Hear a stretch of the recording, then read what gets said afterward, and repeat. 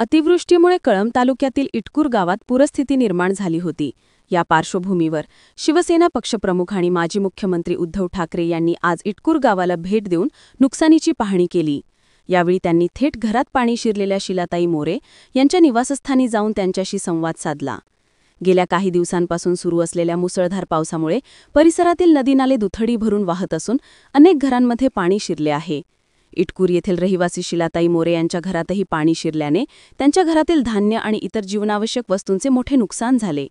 या नुकसानीची पाहणी करण्यासाठी उद्धव ठाकरे यांनी आज शिलाताई मोरे यांच्या घराला भेट दिली। त्यांनी घरात शिरलेले पाणी आणि खराब झालेल्या साहित्याची पाहणी केली।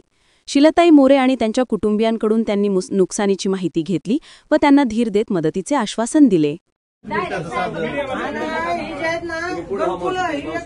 घरकुल मंजूर करून घेत नाही ग्रामपंचायती, असा प्रॉब्लेम आहे। म्हणजे या शासनाचा घरकुल देत नाही गरीबाला।